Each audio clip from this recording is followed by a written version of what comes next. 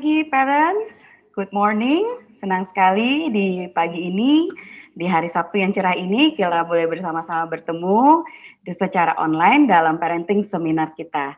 Pagi ini saya juga akan ditemani oleh rekan saya, Miss Karin. Selamat pagi, Miss Karin. Selamat pagi, Miss Ovi. Selamat pagi, parents.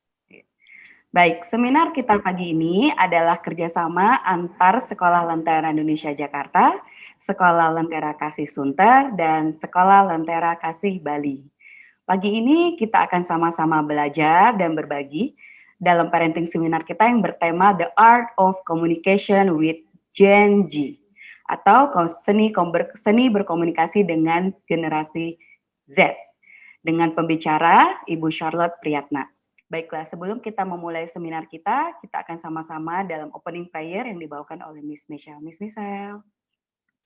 Thank you, parents, for spending your Saturday morning with us today. We're grateful to have Ibu Charlotte here to share with us about the words, and that we all will be able to learn more from Ibu Charlotte. Let's bow down first in prayer so that everything will go smoothly, okay? Dear Heavenly Father, we thank you for today. We thank you for giving us a lovely Saturday morning to learn more about how to communicate well with our children. I pray that for the whole event from start to finish, it can all go smoothly. Nothing can go wrong, no technical issues or anything. I pray for Ibu Charlotte too, who will be speaking to us, that you anoint her, that you give her the wisdom so that the words that come out from her mouth will be from you. And we pray that for all the parents that the words will be planted in good soil, and that we all can learn and use it for our daily lives too, Lord Jesus. We just uplift this time into your hands. Let us enjoy this time and let us all learn a lot together, Lord. We thank you, and in Jesus' mighty name we pray. Amen. Thank you very much, Miss Michelle, for the opening prayer. Kita berharap bahwa semoga acara kita di hari ini dapat berjalan dengan baik dan lancar. Baik, berikut saya akan memperkenalkan pembicara kita di hari ini, yaitu Ibu Charlotte Priyatna, atau yang lebih akrab disapa dengan Ibu Charlotte. Saya akan baca sedikit biografi singkat dari Ibu Charlotte. Ibu Charlotte adalah pendiri sekaligus ketua dari Yayasan Atalia yang berlokasi di Serpong, Tangerang.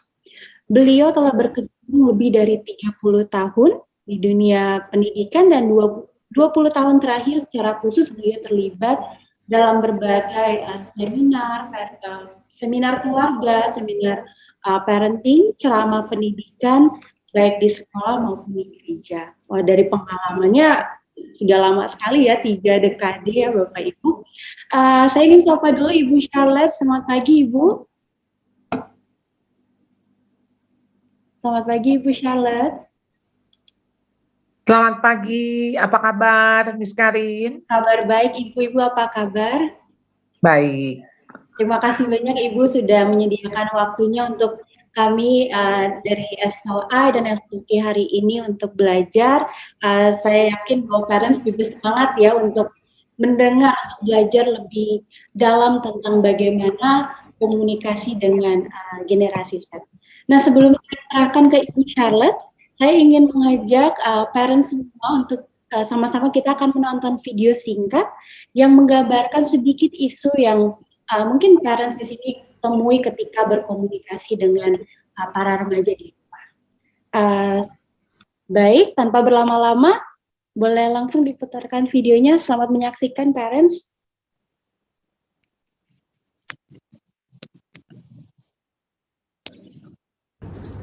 Go, go, go, come on, come on. Come on, come on. Michelle, it's already 4 o'clock. Let's go outside, get some fresh air, play bicycle.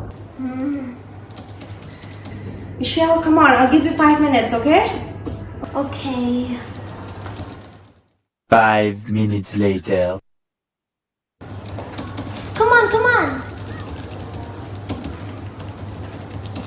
Michelle, it's already 5 minutes. Let's go. You already said. You are 13 and you keep on doing this. You cannot manage your time. I need to remind you to do your homework, to take a shower, and you always play video games too much. Come on, it's already 5 minutes. Let's go. There she goes again.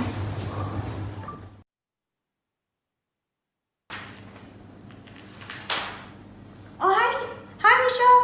Come. You just got back from school. What, Mom? I want to watch Netflix. Tell me, how did the day go? Did you enjoy it? Good, everything is just fine. Okay, but tell me, your first week of school, you meet new friends. I heard so many people are so tall now. The grade 6 are liking one another. Tell me what secret there is. Oh, what kind of question is that? I just want to know what's going on with your friends because I care. Tell me. Mom, it's my life and my friends. Don't be so kepo trying to find out so many things. Later, you will share it with your friends and then it will become public knowledge. But you know what? Even if you don't tell me, I can also check your WhatsApp. You're so unbelievable.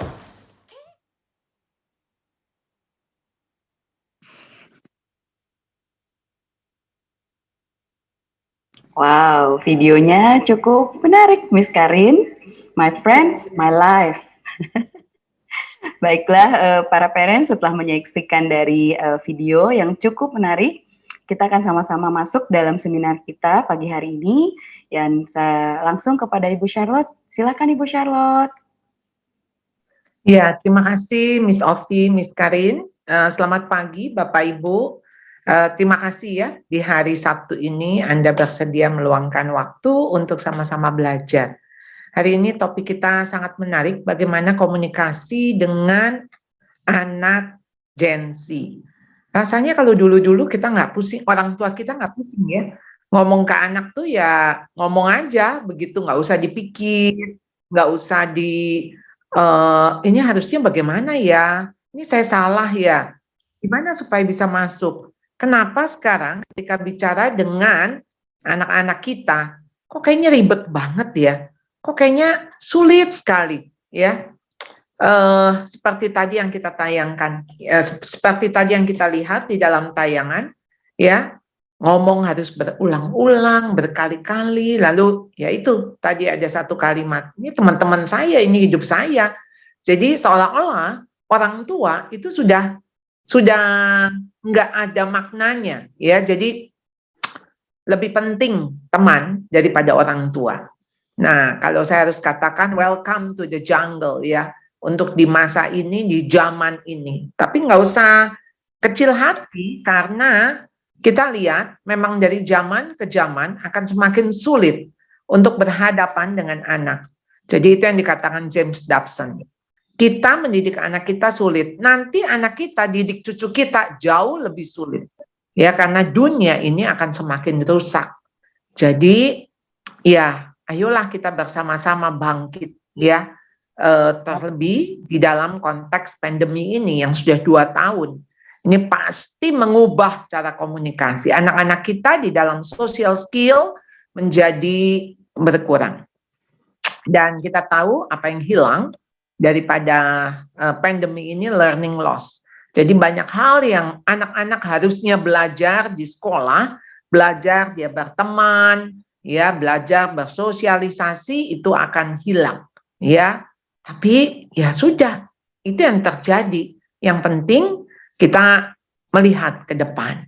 Ya, dengan kondisi ini bagaimana kita membangun kembali, bangkit kembali. Nah, saudara bicara Gen Z ya, siapa Gen Z itu?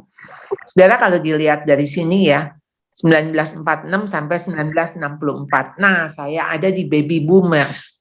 Jadi orang-orang yang lahir setelah Perang Dunia Kedua ya, dan saya dibesarkan oleh orang tua yang berarti before baby boomers. Jadi saya dibesarkan oleh orang tua veteran, orang tua yang pejuang ya. Jadi bisa dibayangkan ketika mereka mendidik kami, pasti mendidik dengan sesuatu yang itu harus berjuang. Sama minum ya. Bisa tolong di-mute untuk partisipan yang mungkin kelupaan ya. Oke, thank you. Nah, jadi ketika saya dibesarkan oleh orang tua yang pejuang, jadi mereka akan mendidik saya dengan keras. Bagaimana saya harus berjuang. Nah, waktu saya dididik demikian, saya punya anak yaitu millennials. Jadi anak-anak saya lahir di tahun 90, tahun 92, tahun 95. Ini ada yang di Gen Y. Nah, saya nggak tahu Bapak Ibu ada di Gen X, ya, atau ya mungkin ada yang di Gen Y, ya, yang di millennials, yang mempunyai anak di Gen Z. Ya, jadi Gen Z itu yang lahir 96 sampai 2010. Jadi anak-anak kita yang sekarang SMP, SMA, ini ada di Gen Z, ya. Wah, the first true digital natives or screenagers. Jadi mereka bukan disebut hanya teenagers, tapi screenagers yang sehari-hari ketemunya dengan screen, berteman juga dengan screen, pertemanan melalui screen, ya. Cari pacar juga lewat screen, ya. Kita tahu aplikasi-aplikasi begitu mencari pacar, Tinder dan sebagainya, ya, makanya penipuan juga luar biasa. Jadi saudara, mereka itu memang ada di zaman yang seperti ini, yang setiap hari hanya berhadapan dengan screen, termasuk kita sekarang, ya, kita bertemu di Zoominar ini melalui screen. Jadi ya pasti berbeda ketika saya seminar tatap muka sama tatap layar. Kalau tatap layar tuh kayaknya ngomong sendiri. Saya harus membayangkan di depan saya orang tua duduk. Ada wajah-wajah Anda. Tapi ya di depan saya hanya layar. Nah, jadi bagaimana konteks ketika kita ini yang beda generasi harus berhadapan dengan generasi ini. Apa yang harus kita lakukan? Ya, saya perlihatkan ada sebuah klip, ya. 来啦，大家新年快乐啊！新年快乐！新年快乐，妈！哎呀，乖了，快高长大哈！来，你谢谢阿妈。哎呦，这么大声啊！哎呦，乖了，乖了，乖了，新年快乐，新年快乐！新年快乐！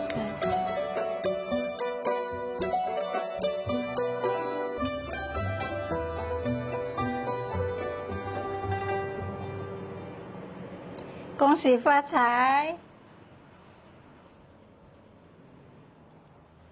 恭喜发财！恭喜发财！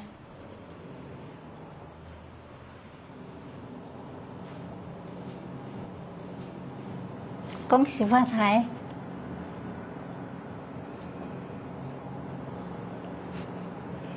恭喜发财！恭喜发财！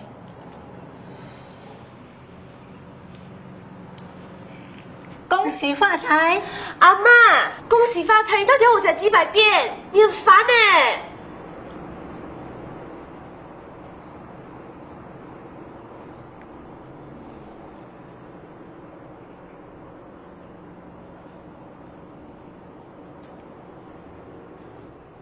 Ya, kira-kira percakapan seperti ini pasti sering kita lihat atau bahkan kita alami, ya. Nah, saudara, Gen Z, digital natives, ya, yang lahir 95 sampai 2010, born to swipe dan demands 24 jam, ya, untuk bisa connect, ya, dengan apa, saudara? Dengan layarnya, ya, master of social media. Dan luar biasa sekali hidup mereka, mereka tahu ini, tahu itu semua dari gadget yang mereka pegang, ya. Jadi Gen Z ini ada di era IT, era online, social media, borderless world. Gimana ciri-ciri mereka? Mereka sangat aktif, ya, di dalam digital dan teknologi informasi. Jadi memang kita mau tanya ini, tanya itu. Kalau saya misalnya menggunakan di laptop saya ini, gimana sih cara untuk potong video misalnya? Saya harus tanyanya sama anak saya, ya. Anak saya lebih paham, lebih canggih gitu ya. Jadi mereka less physical, more visual. Ya, untuk mereka bergerak mungkin mereka sendiri malas, ya, malas bergerak. Oleh karena itu ada yang mengatakan Gen Z ini bukan hanya Z, ya, tetapi juga Z-nya itu sebagai zombie, ya, bisa bayangin saudara, ya, generasi zombie. Ada yang mengatakan generasi yang sloth, malas, ya. 7 dosa maut itu salah satu sloth. Binatang sloth atau hewan yang disebut kukang, ya, Jadi ini binatang yang hidup di Amerika Selatan. Kenapa binatang ini menggambarkan ya dosa kemalasan? Karena binatang ini bergerak setengah meter itu butuh waktu 1 jam. Setengah meter loh ya, setengah meter sampai 1 meter itu bergeraknya 1 jam. Sampai-sampai mereka itu kan sebetulnya binatang kecil yang jadi mangsa daripada burung. Jadi burung itu nggak bisa melihat mereka itu bergerak. Begitu lambatnya. Itu kalau binatang ini kalau dia melahirkan dia hidup di pohon begitu. Lalu kalau babynya jatuh ke bawah, dia nggak akan mampu menyelamatkan karena dia lambat sekali bergerak untuk dia turun ke bawah menyelamatkan bayi. Jadi tingkat kematian daripada binatang sloth kukang ini juga tinggi. Saudara, kenapa sih dibilang sloth? Ya, karena memang seperti ya cuek, malas bergerak begitu ya. Perilakunya maunya instan, mau cepat ya, cepat bisa, cepat kaya, gimana caranya cepat terkenal ya. Lalu multitasking. Saudara, dia mampu melakukan beberapa tugas sambil dengar musik, sambil main bola, tangannya pegang buku, yang satu lagi ngobrol sama teman. Semua itu bisa dilakukan. Namun perhatiannya sebetulnya kan terbatas. Jadi kalau kita panggil-panggil dia nggak bisa nyaut ya, karena dia sendiri sedang mikir apa, sedang memperhatikan apa. Lalu cara komunikasinya berubah, kurang sifat hormat, etika sopan santun. Tadi kita sudah lihat di klip ya, bagaimana merasa kok dia ngobrol sama temennya kok diganggu gitu ya. Yang penting dia sudah jawab ya waktu amanya bilang Happy New Year. Ya, dia udah jawab Happy New Year, apalagi begitu. Ya, kan maunya si nenek, ya taruhlah kamu punya gadget. Ayolah ngobrol, ayolah bercakap-cakap. Tapi buat dia, ya cukuplah jawab, kan saya sudah jawab. Jadi jangan terus-menerus diganggu. Ya, nah lalu dia cinta kebebasan, dia sangat pede, percaya diri. Walaupun percaya dirinya ini bukan percaya diri yang benar, ya. Karena ini jadi over, ya percaya dirinya menganggap ya kalau saya mau begini, ya ini urusan saya. It's my life. This is my body. Ya, jadi saya mau apain diri saya ini ya tubuh saya. Ya, lalu memiliki ambisi yang besar untuk sukses. Ya, keinginan mendapatkan pengakuan. Jadi sebetulnya kalau kita melihat di sosial media ya anak-anak muda sekarang mereka buka startup, mereka bikin ini, bikin itu. Dan berapa banyak yang kena kasus binomo ya dari anak-anak muda. Karena mereka juga pengen cepat kaya. Ya, jadi kalau kita lihat kasus kemarin ya semua sudah tahu ya karena ini ada di sosial media. Indra Kents yang baru umur 26 tahun begitu ya. Dan ya korbannya juga kebanyakan anak-anak yang milenial seumur dia ya, yang bahkan yang Gen Z ya. Nah, jadi saudara, masalah dan konflik mulai timbul ketika anak mulai remaja itu normal. Jadi memang perubahan-perubahan itu terjadi. Tapi melarikan diri dan menyibukkan diri itu bisa fatal. Jadi saudara mau ada konflik, nggak apa-apa. Karena itu bagian dari sebuah perubahan. Saudara kalau tadi saya melihat range usia yang paling besar di 10-12 tahun, 45%. Lalu 13 sampai 16 tahun itu 25%. Jadi Bapak Ibu yang di sini yang punya anak di seputar teens itu ada 70%. Nah, saudara 0 sampai 18 tahun itu adalah usia anak. Ya, menurut UNESCO, usia anak 0 sampai 18 tahun. Lalu kemudian di 0 sampai 12 tahun itu anak dalam arti children. Tapi begitu 12 sampai 18 sudah teenagers. Ya mulai dari 13, 14, 15 sampai 19 teenagers. Ya, lalu ada masa transisi di usia 9 sampai 12 tahun. Itulah transisi. Jadi kalau saya belajar early childhood itu 0 sampai 8 tahun. Jadi memang 0 sampai 8 kita golongkan early childhood. Lalu kemudian mulai 9 tahun itu transition. Itu fase transisi dan saya tahu itu tidak mudah. Karena itu mau beralih ke anak yang gede. Kalau kita tahu ya istilah ABG, aku baru gede. Nah di usia-usia itu. Ya, dibilang kecil ya sebetulnya udah nggak kecil, badannya udah mulai besar, tumbuh besar, tapi kok perilakunya masih kecil. Jadi ada yang menggambarkan kalau ibarat kain mau dijadikan taplak kebesaran, tapi mau dijadikan sapu tangan kekecilan. Jadi serba nanggung sekali di usia itu. Ya, jadi saudara, ayo ya, kita nggak bisa jadi orang tua untuk yang lalu. Atau kita nggak bisa mengatakan dulu mama, dulu papa, nggak bisa karena zamannya sudah beda. Kita semua lahir di tahun 1900 sekian. Jadi kita semua lahir di abad 20. Tapi anak-anak kita lahir di abad 21. Beda abad.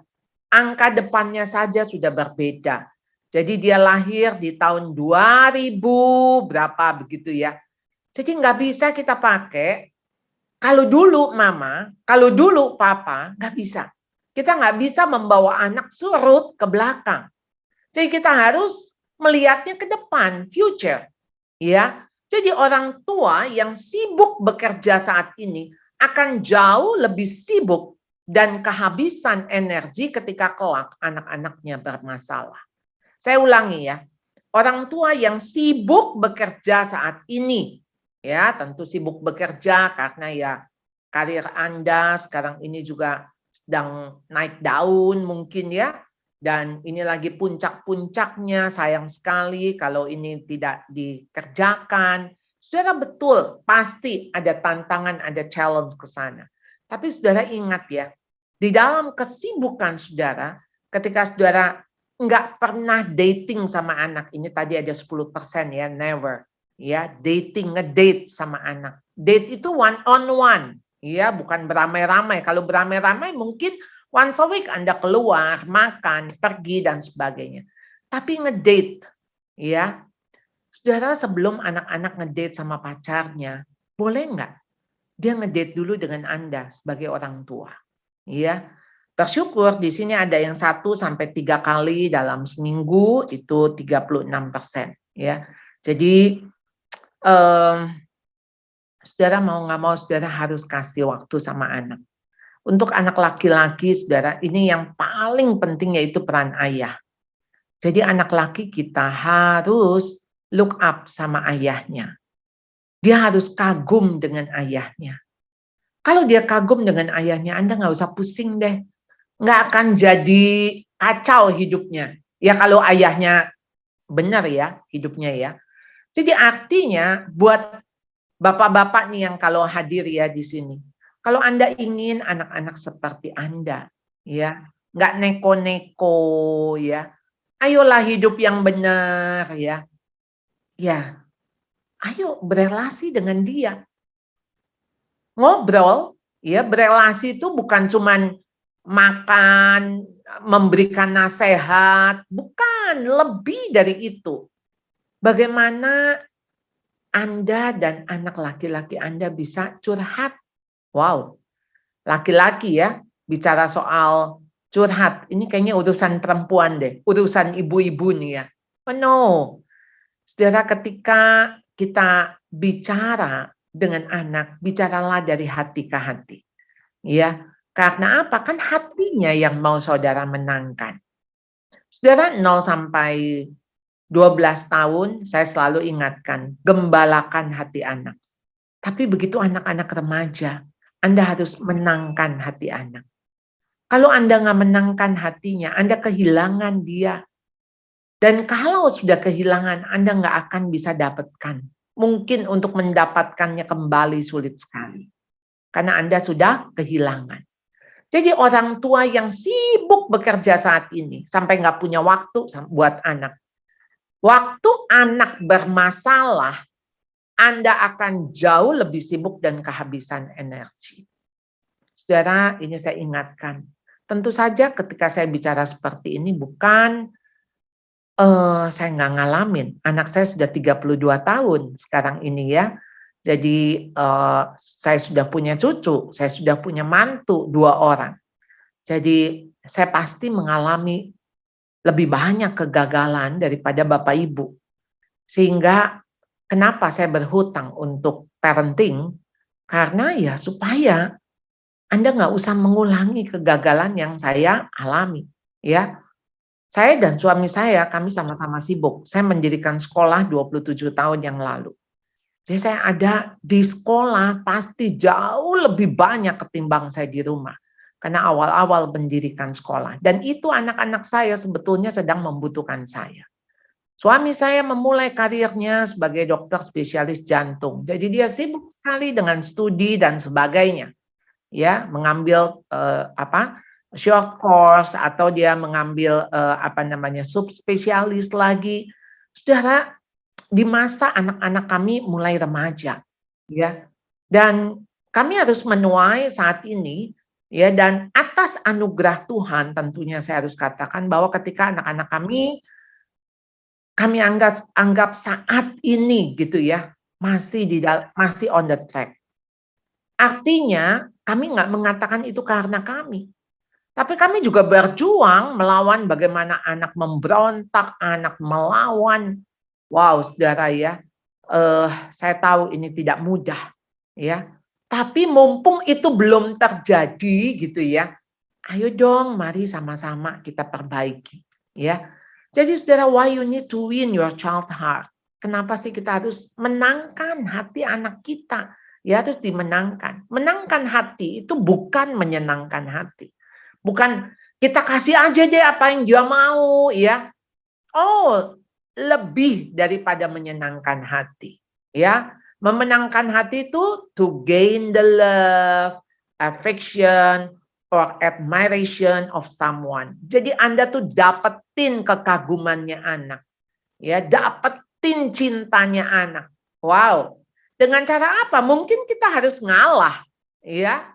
Wah, caranya enggak mudah, ya. Bahkan kita harus merendahkan diri, harus minta maaf demi memenangkan hati. Tapi saudara, kalau saudara sudah bisa menangkan hati anak, wah saudara, apa sih yang saudara ngomong dia nggak dengar? Apa sih yang saudara nasihatkan dia nggak dengar? Saya bersyukur hubungan saya dengan anak-anak saya pulih begitu ya, walaupun hampir pulih. Artinya begini, saya melihat anak-anak saya percaya kepada saya. Jadi mereka waktu mau cari pacar, mereka tanya saya. Ini untuk anak yang kedua. Anak yang pertama, wah itu waktu sempat dia pacaran ya, karena pacaran di usia 17 tahun, ya pastilah saya yang melarang ya, karena masih SMA. Saudara, bagaimana dia benci saya, karena saya melarang dia pacaran. Tapi sampai hari ini mereka konseling dengan saya, ya kalau mereka ada masalah suami istri, dan mereka datang kepada saya minta pendapat, saudara. Jadi artinya ketika saya boleh memiliki relasi yang erat lagi. Trusting relationship. Nah ini harus dibangun. Nggak bisa dengan cara, kamu cerita dong sama mama, kamu cerita dong sama papa. Nggak bisa, komunikasi itu bukan interogasi. Ya. Jadi saudara, connecting with kids, the way to win their heart.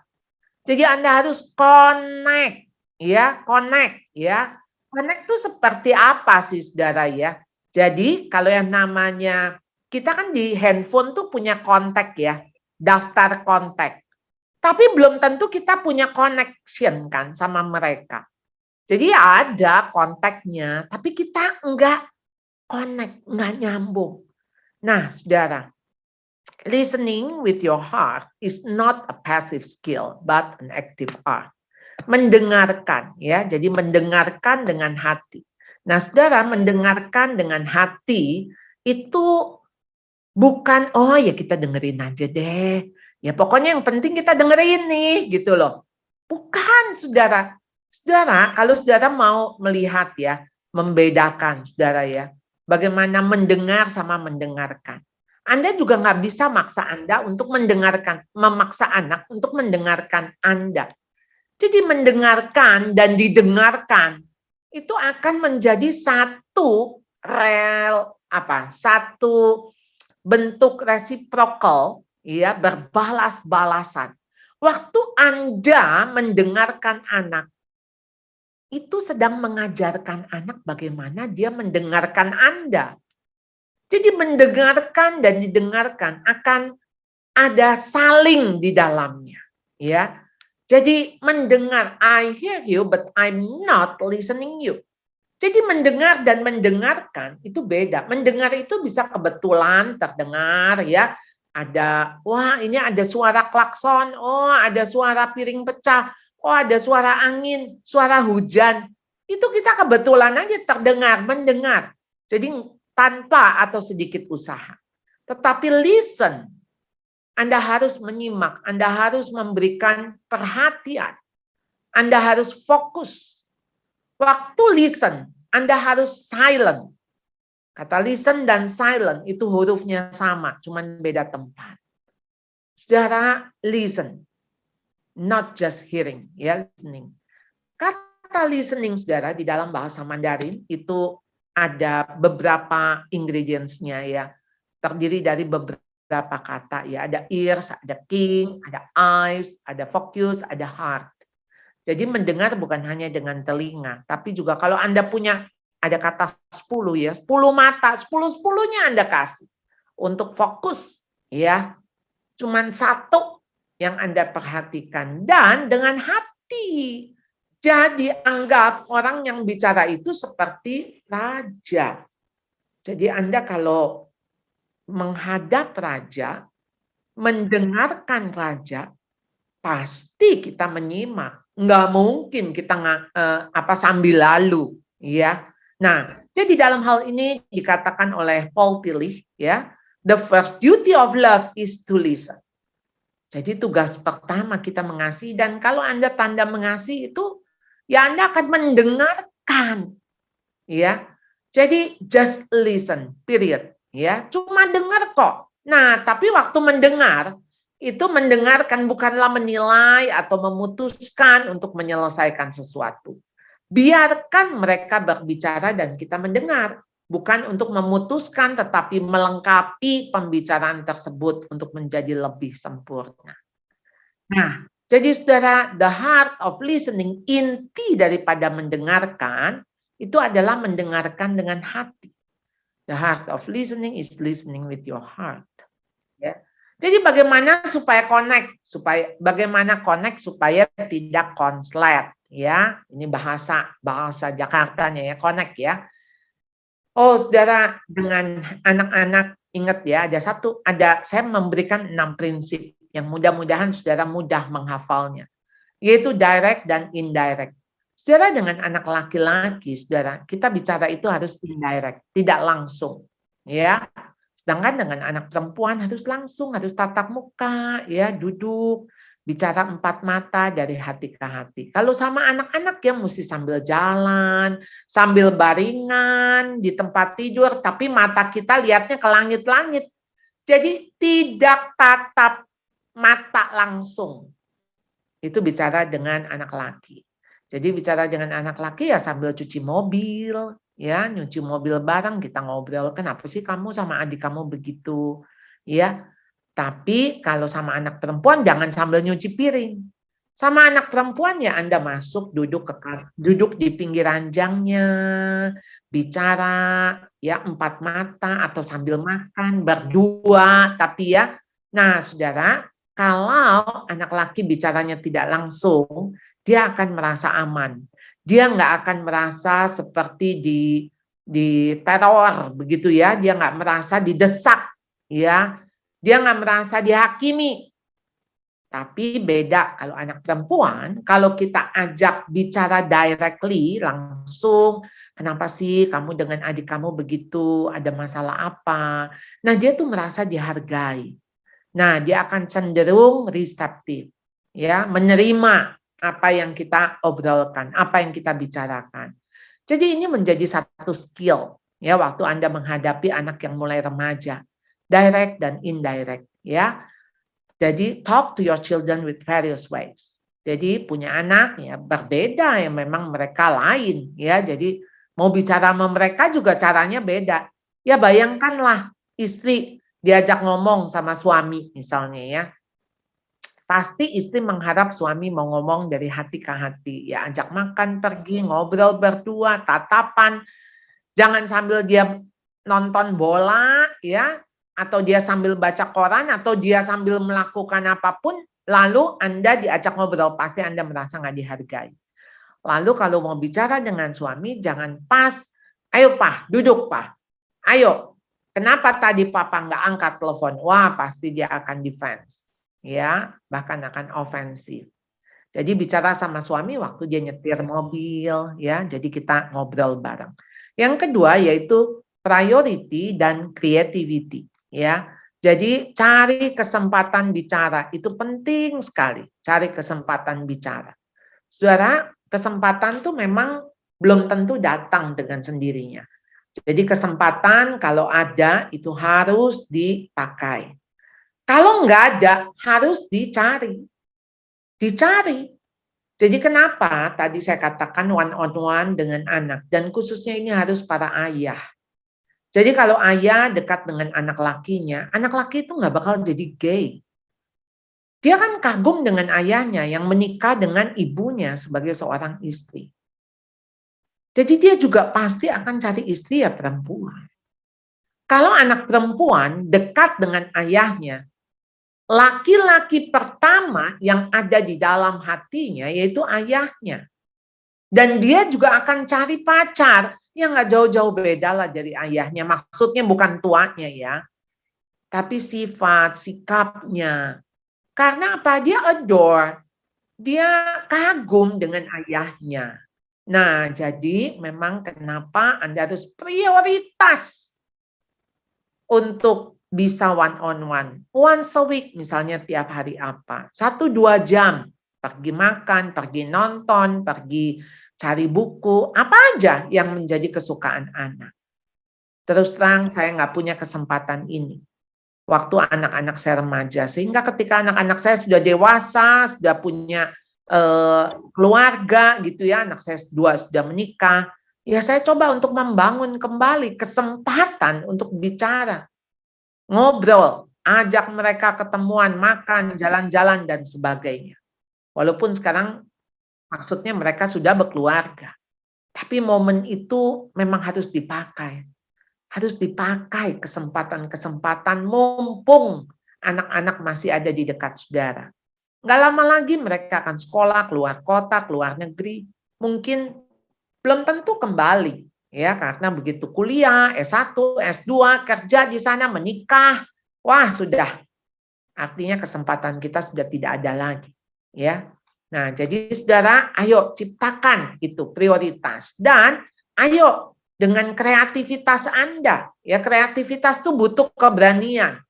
Ya, kreativitas itu bisa menyelesaikan sebagai problem solving, saudara. Jadi, ayo Anda create. Ya, ciptakan. Mulai dengan topik sederhana dan mudah dimengerti. Sambil ngapain aja deh. Kita connect sama anak, kita ngobrol. Ya, saudara ya. Jadi mau hiking. Teman saya, saudara, dia senang naik gunung. Jadi dia berdua sama anaknya khusus naik Gunung Himalaya. Ya. Wah, berapa minggu tuh. Berdua aja dengan anak lakinya. Wow, ini pasti pengalaman yang tak terlupakan seumur hidup anaknya, ya. Jadi buatlah kenangan yang sampai anak nggak bisa lupa seumur hidup. Jadi take time to listen. Ya, yang ketiga intent dan konten.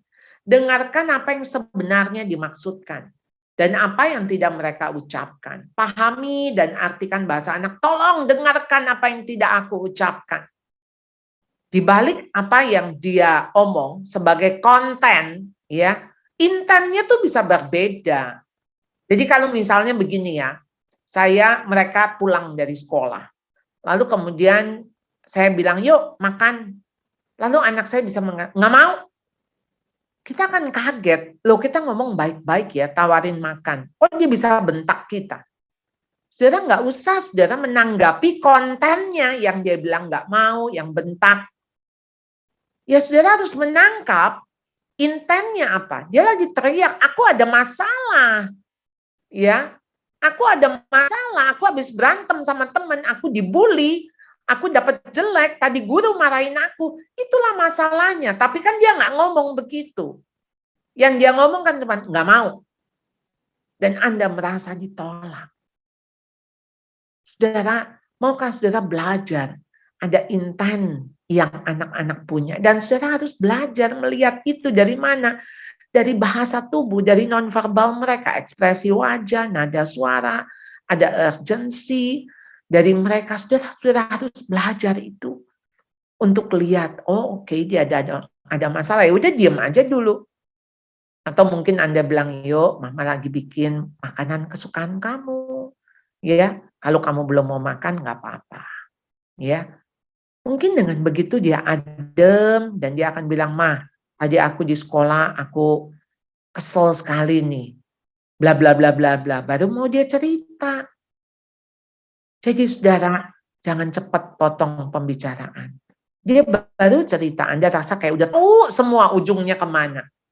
Ya, consider carefully what you hear. Yuk pertimbangkan. Ya, intent dan konten. Yang keempat, tongue and tone. Lidah dan nada. Saudara, lidah itu maksudnya tentu kata-kata word ya.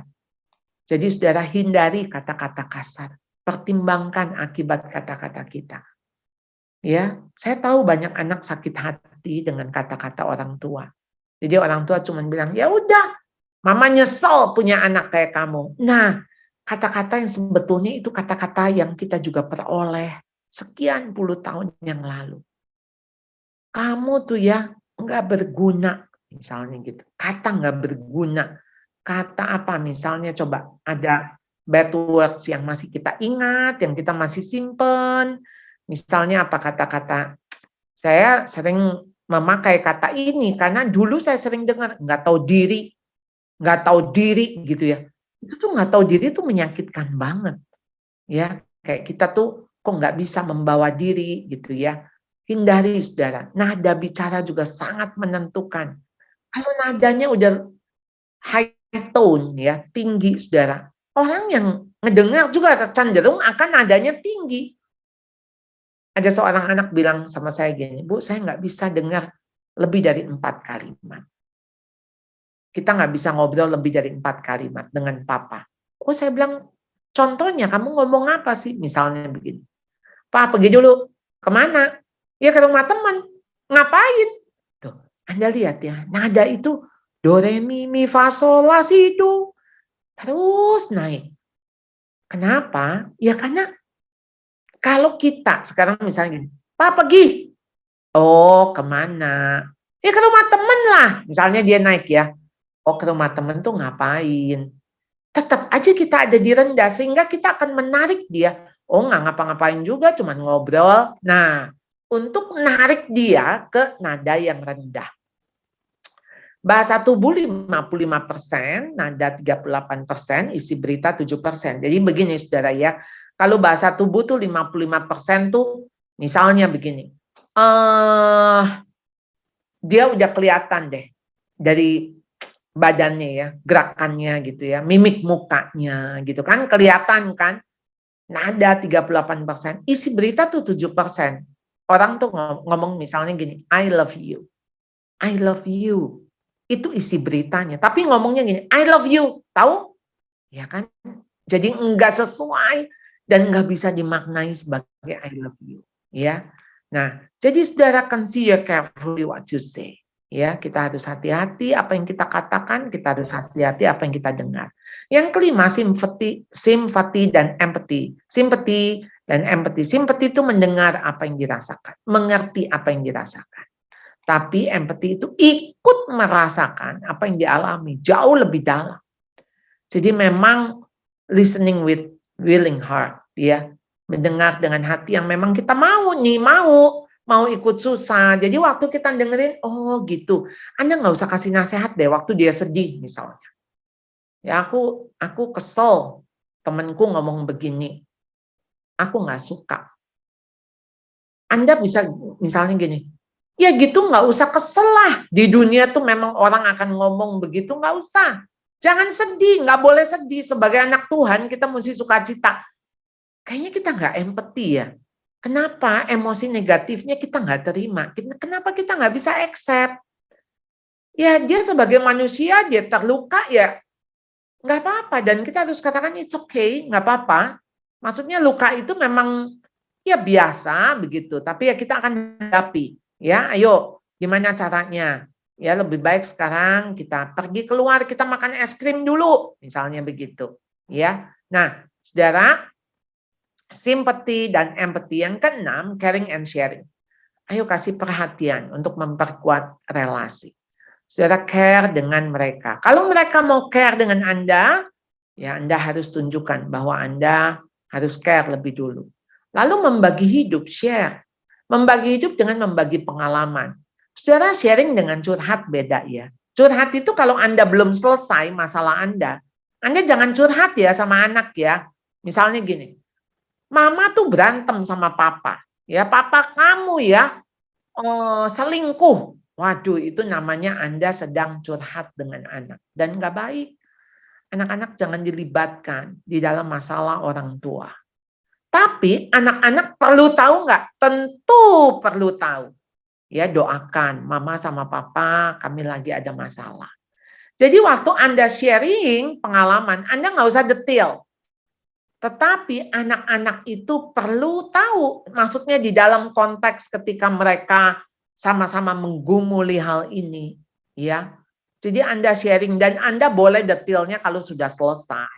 Berarti itu kan semacam testimoni, ya. Misalnya ketika anak sudah dewasa, ceritakan aja yang artinya pernah terjadi begitu, tapi apa yang mama lakukan. Mama tetap doakan papa, mama tetap terima papa, dan itu menjadi sebuah warisan ya kepada anak-anak ya. Jadi inspiring and influencing ya, menginspirasi anak-anak melalui hidup kita dan memberikan pengaruh. Jadi saudara, children may never remember what you said, but they will always remember how you made them feel. Anak-anak mungkin nggak inget ya apa yang kita ngomong kata per kata, tapi mereka selalu ingat perasaan mereka, bagaimana mereka diperlakukan. Ya, jadi saudara, yang kedua, helping them grow personally. Ubah mindset Anda. Masa lalu kita tuh nggak pernah jadi masa sekarangnya mereka. Ya, karena anak-anak bukan lagi anak-anak sekarang. Anak-anak tuh udah jadi remaja. Ya, jadi Anda jangan paksain, oh dulu tuh mama tuh begini gini. Kan anak kita nggak bawa ke masa lalu. Anak-anak kita tuh menuju future. Jadi ayolah kita harus menuju ke masa depan mereka. Jadi nggak bisa juga mengatakan I'm right, you are wrong. Saya ini benar, kamu salah. Ya, Anda harus coach mereka, bukan babysitter lagi. Jadi bukan tuh, aduh jerawatnya ini cuci muka dong, sini mama cuciin. Please deh, nggak ngomongin soal jerawat ya. Ngomong jerawat juga akan beda sekali waktu misalnya Anda sharing ya. Saya tuh kalau ketemu dengan murid-murid yang mukanya udah mulai jerawatan, saya share. Saya akan bilang, oh kalau dulu saya pernah jerawatan lebih daripada kamu. Ya, apa yang saya lakukan? Dulu tuh saya seduh teh, ya, daun teh saya seduh, kemudian saya akan uapkan wajah saya. Teh itu ada antioksidan. Ya, jadi ya mungkin selama 1-2 tahun ya.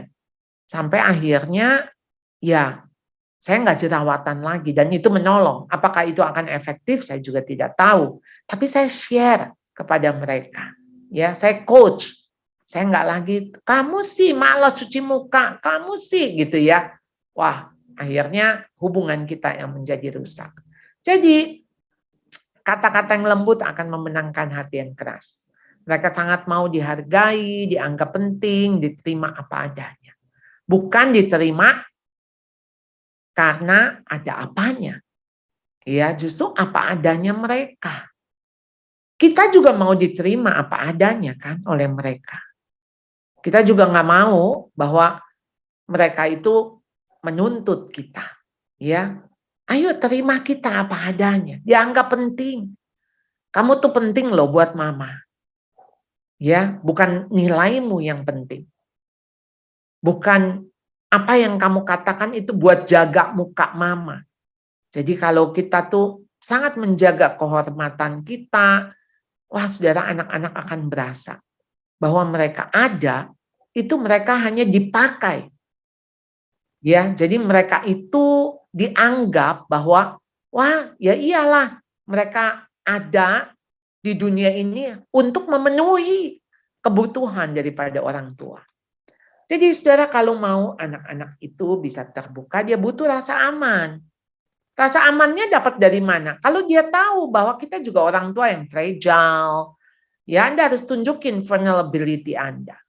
Ya, kita juga rapuh kok, nggak apa-apa. Sama-sama jelek, ya sama-sama pernah gagal, mereka pasti berani untuk bicara terbuka. Ya, jadi mereka maunya dituntun, bukan dituntut.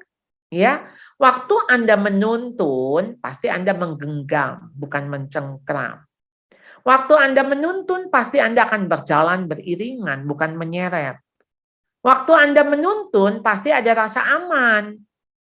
Nggak mungkin dia merasa terancam, terintimidasi. Karena Anda menuntun. Jadi akan beda waktu Anda menuntut, akan ada rasa keterpaksaan. Mereka akan merasa dituntut, kemudian mereka merasa bahwa mereka itu tidak diterima. Ya, nah jadi saudara, mereka ingin didengarkan tanpa digurui, tanpa dihakimi, tanpa disalahkan. Ya, jadi mereka ingin sekali, ya mereka bisa didengarkan, dibimbing, bukan dikontrol. Jadi saudara, ayo kembali lagi listening with your heart. Nah saudara, yang ketiga, win their heart by declaring and demonstrating his affection first. Siapa sih yang kita kasih lihat kepada anak-anak kita? Kasihnya Tuhan yang kita declare, yang kita demonstrasikan. Saudara, bagaimana Tuhan mati ya? Itu sebetulnya untuk memenangkan kita kembali. Kita dan Tuhan itu sudah rusak secara relasi karena dosa. Tapi Tuhan yang mau datang. Bukan kita yang datang dulu, Tuhan yang datang ke kita. Dia inkarnasi. Waktu Tuhan inkarnasi, Kristus datang ke dalam dunia. Dia turun dari surga mulia, turun ke dalam dunia yang penuh dosa. Dia lahir di antara binatang. Matinya di antara penjahat. Lahir dan matinya juga tidak sebagai manusia pada umumnya. Dia lebih rendah. Sehingga betul dia tuh turun, dia mengosongkan diri. Dia bahkan sama seperti manusia, bahkan dia jadi hamba. Dia mati bahkan di kayu salib yang gak layak sebagai manusia. Itu penjahat yang paling jahat itu disalib. Tahu. Nah, jadi saudara, ketika saudara menangkan nambah lu hati partisipan.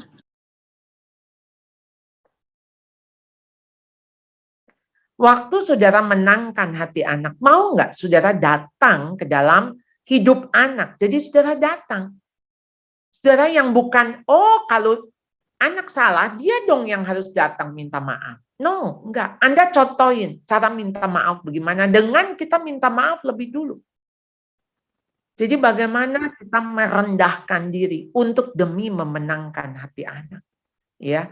Jadi saudara, bagaimana supaya anak merasa dikasihi? Anda dengarkan, bukan hanya mendengar.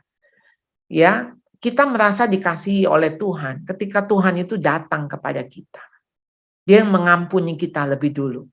Bukan kita yang datang kepada dia. Jadi kita yang dicari. Saudara, ayo mendengarkan. Ngobrol bukan ngoceh. Ngobrol itu dua arah. Dialog bukan monolog. Ayo diskusi bukan hanya instruksi. Ya. Jadi ngomong bukan ngotot. Lalu pilihlah relasi bukan emosi. Pilih intimasi bukan gengsi. Masa hanya gengsi? Iya dong, kita orang tua, nanti dia gimana? Dia bisa injak-injak kita, dia bisa nanti nggak anggap kita orang tua. Oh, jangan takut itu. Di masa remaja justru Anda memenangkan hati anak dengan Anda memilih relasi. Pilih intimasi. Jauh daripada prestasi. Prestasi itu akan mengikuti. Kalau relasi baik, dia juga mau bikin Anda bangga dengan dia. Kalau relasi baik, dia juga akan jaga nama Anda, jaga nama keluarga. Hindari mulut tajam, tapi tolak tentu kata-kata kasar dari anak.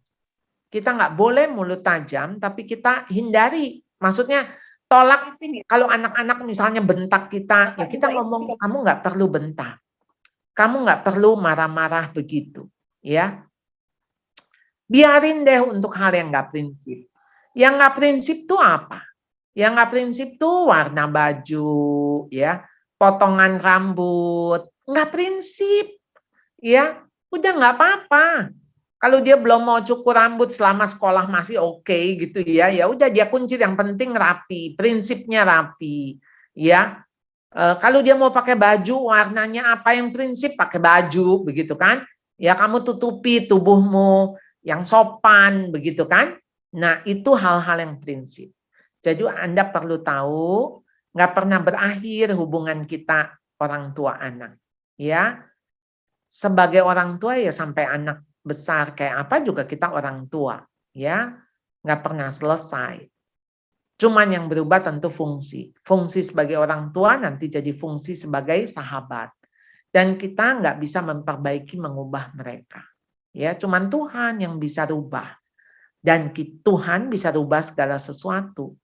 Oleh karena itu mari kita stop, ya, untuk menyalahkan diri sendiri. Karena apa? Kita harus bisa mengampuni diri.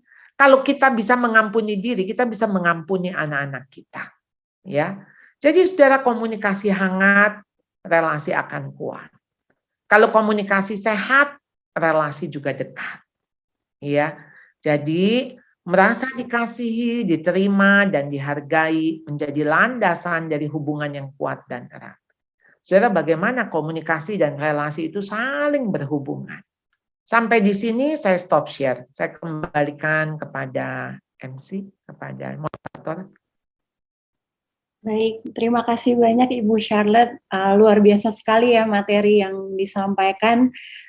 Di sini juga ada beberapa, saya lihat komen bahwa materi yang Ibu sampaikan bagus sekali. Saya pribadi pun juga merasa sangat diberkati Ibu.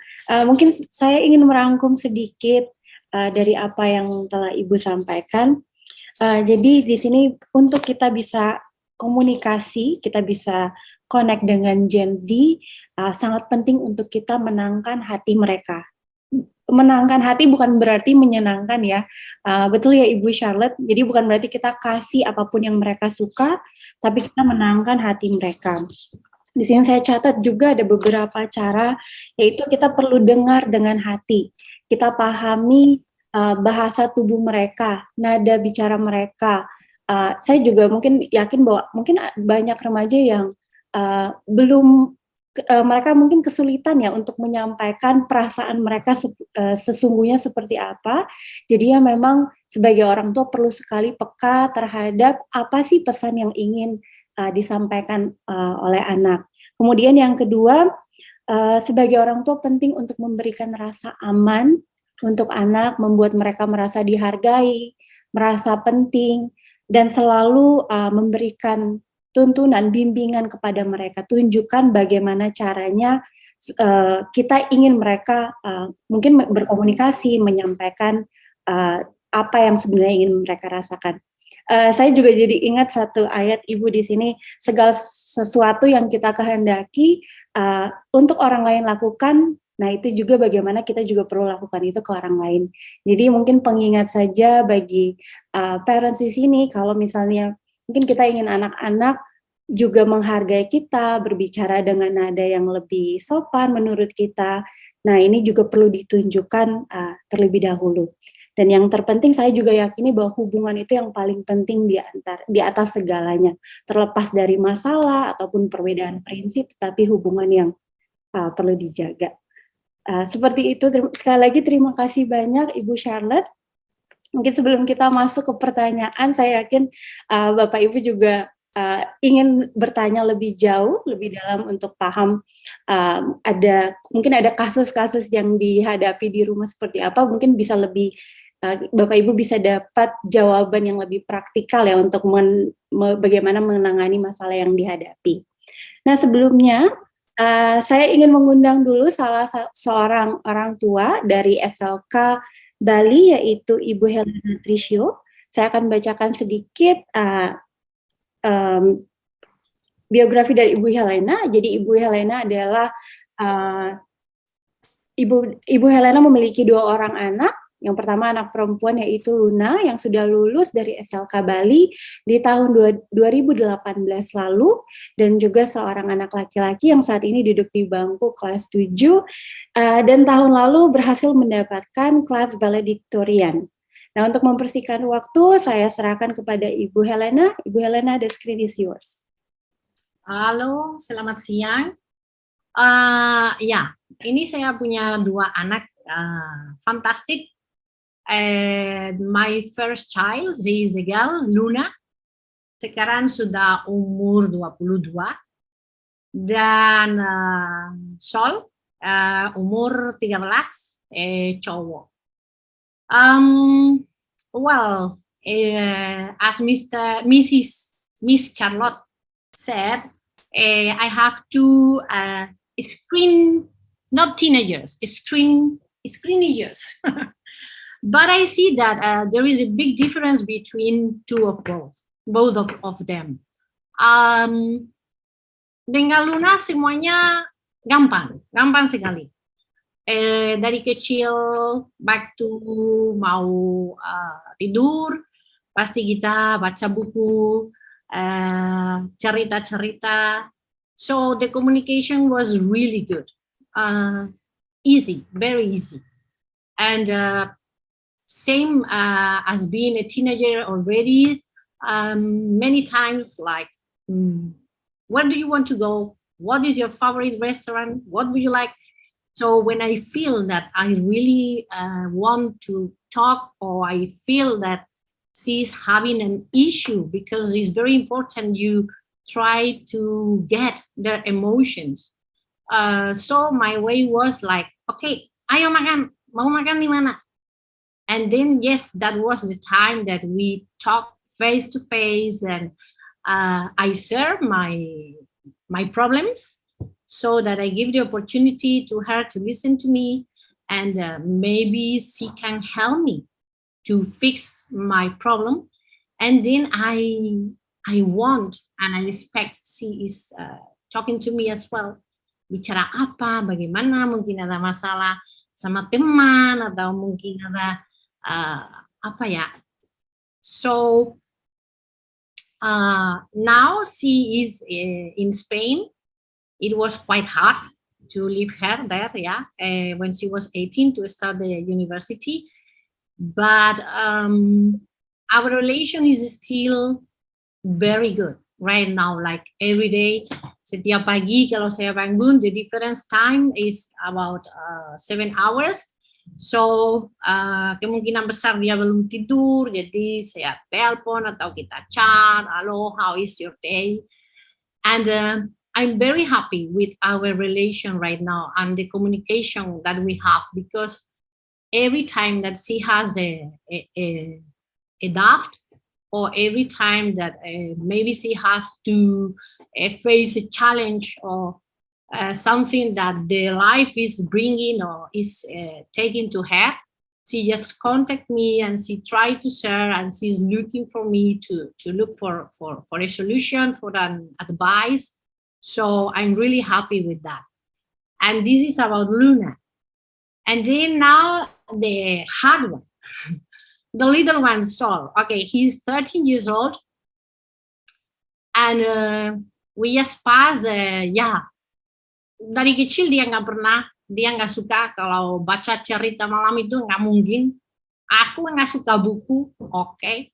So not cerita malam, tapi yes, normally I talk with him before he's sleeping, and I'm very lucky as well because he's a very sportive boy.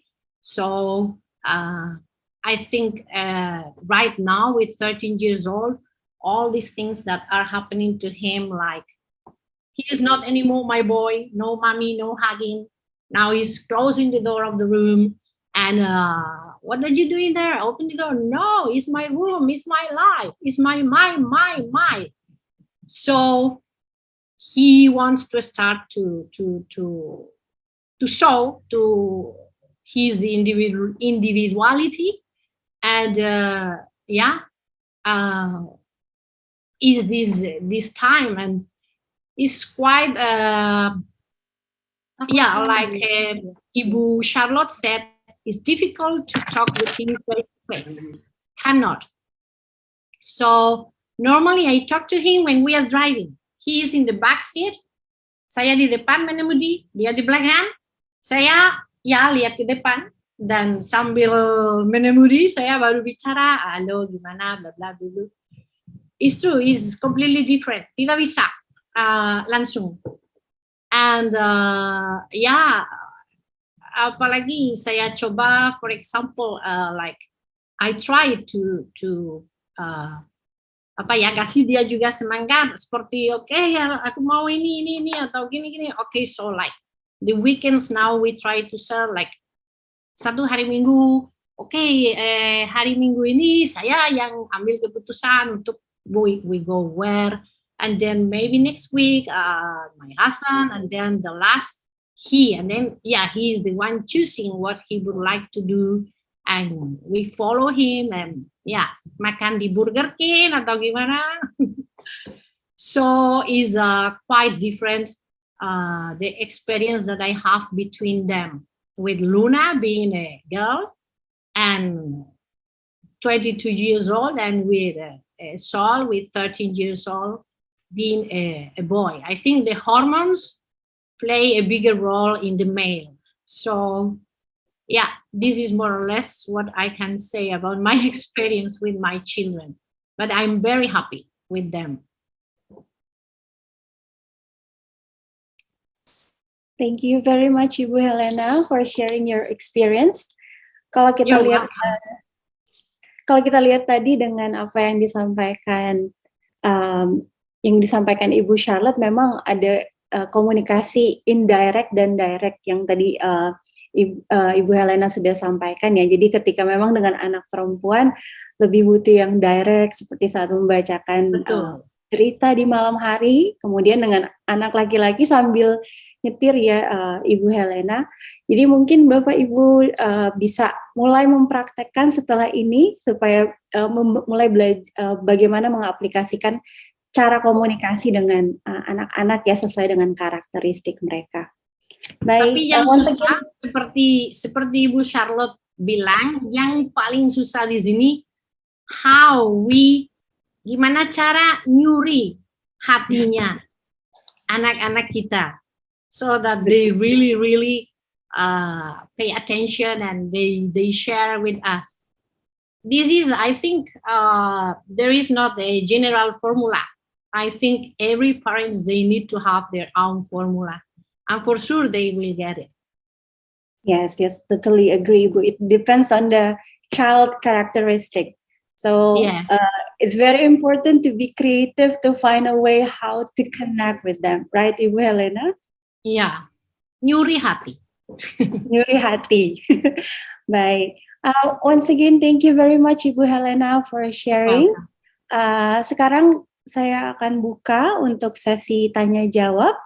Bagi parents yang ingin bertanya, boleh raise hand atau boleh tulis di chat box.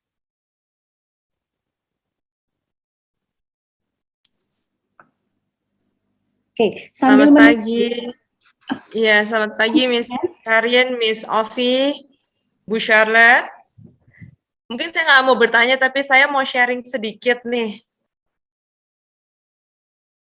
Nama saya Dian, saya dari Sekolah Lentera Indonesia, dan hari ini saya, udah bukan, istilahnya bukan diingetin lagi, tapi ditampar gitu ya sama materi dan juga apa yang di-sharing oleh Ibu Charlotte pagi ini. Dan saya tuh mau sharing banget, pas banget apa yang terjadi kemarin gitu ya, pada saat mungkin Tuhan tahu hari ini akan ada webinar mengenai The Art of Communication. Jadi kemarin saya diberikan cobaan gitu sama Tuhan, di mana saya kan lagi ngajarin anak saya karena minggu depan itu akan ada ujian checkpoint, dan saya memang kalau misalnya ngajar ambisi saya tuh cukup tinggi gitu ya.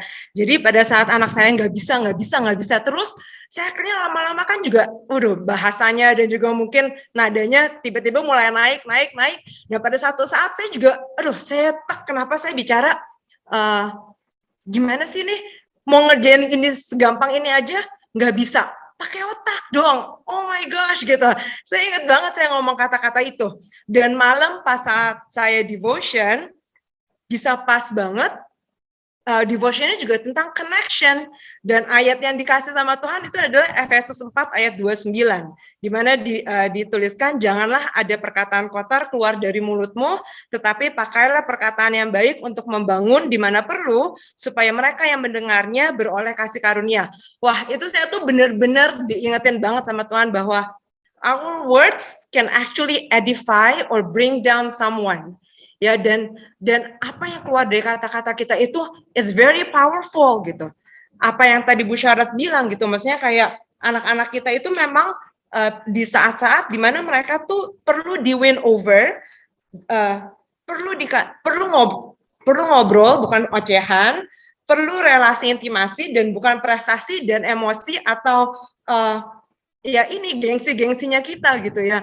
Dan itu saya benar-benar diingetin banget semalam pada saat saya baca dan saya ada devotion ini, saya langsung ngomong sorry ke anak saya, dan saya minta maaf gitu, kenapa sebagai role model kita masih, ya sering kali kita juga masih sering jatuh bangun dan membuat anak kita itu hurt dengan kata-kata yang nggak seharusnya kita katakan.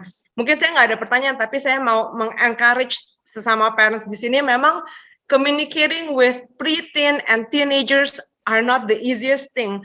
Tapi ya dengan kita adanya komunitas, dengan kita adanya belajar, kita adanya Tuhan gitu, kita diberikan kekuatan untuk learn and relearn our mistakes, dan kita diingetin lagi sama Tuhan bahwa we are in this together, kita mau memperbaiki generasi-generasi di bawah kita, dan ayo kita belajar sama-sama untuk bisa lebih membangun koneksi dengan anak-anak kita. So that's just a bit of sharing. I mean, I thought it's so relevant. Di mana kita berbicara dengan art of communication, saya diberikan scene yang pas banget untuk saya alami. Memang saya belum berhasil kemarin, tapi saya mau belajar untuk bisa mengaplikasikan apa yang tadi Ibu Charlotte bicarakan untuk saya bisa lebih baik lagi. Itu aja sih yang saya mau sharing. Baik, terima kasih Miss Dian. Ibu Charlotte mungkin mau menanggapi. Silakan Ibu. Iya, jadi memang kita ini kan punya inner child ya. Jadi setiap kita ya ada inner child yang terluka. Jadi misalnya begini, di mana sih otak kamu gitu? Itu tuh kalimat itu mungkin kita pernah dengar, entah dari guru, entah dari orang tua, kok kamu begini aja nggak ngerti gitu ya, maksudnya betapa bodohnya kamu kan. Ini gampang, kok nggak ngerti-ngerti, mau berapa ratus kali mami ngomong, berapa ribu kali. Nah itu kalimat-kalimat itu tuh kita dengar dan itu kita simpan di otak. Nah itu kalimat yang pasti menyakitkan. Jadi memang hurt people. Kita orang yang sakit pasti akan menyakiti. Jadi ayo orang tua dan termasuk saya juga terus mau sembuh dari luka masa lalu. Jadi dari kata-kata guru saya gitu ya. Guru saya tuh pernah ngomong, dia panggil saya tuh sekolah ya dulu ya, heran ya, guru-guru tuh senang sekali panggilin anak-anak yang bodoh, anak-anak yang kurang gitu ya, untuk kita maju ke depan. Di papan tulis tuh bisa 2 jam pelajaran ya, kita terus dari awal sampai akhir jam. Saya heran ya, ini guru-guru kenapa sih dia nggak panggil aja anak pintar untuk nulis di depan, kayaknya udah selesai. Pernah saya dipanggil gitu ya, Charlotte, saya pikir dia cuma bentak saya.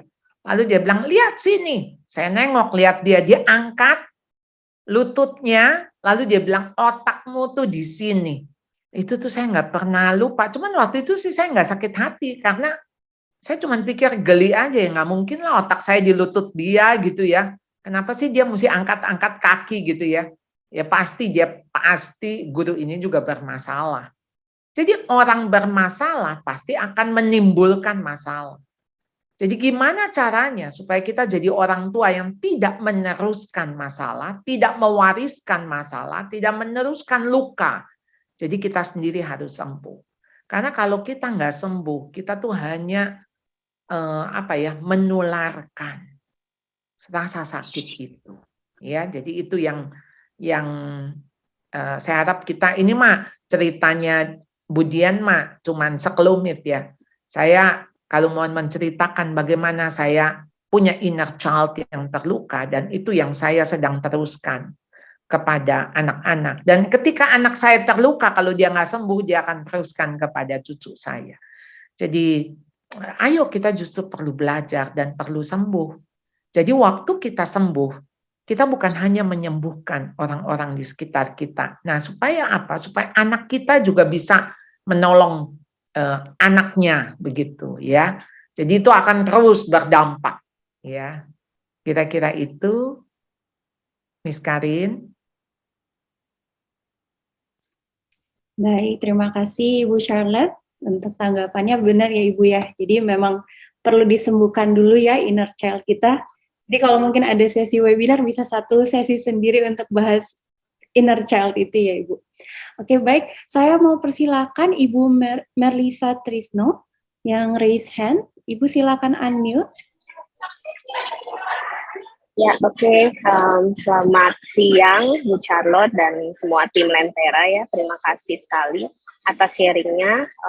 Saya merasa ini ya seperti yang tadi semuanya sudah sampaikan ya. Maksudnya sebagai orang tua banyak sekali teguran ya, terutama tadi yang soal jerawat. Baru aja tadi pagi saya tegur anak saya gitu ya, kenapa banyak jerawat gitu ya, bukannya ngasih pengalaman tapi malah ngasih komen ya.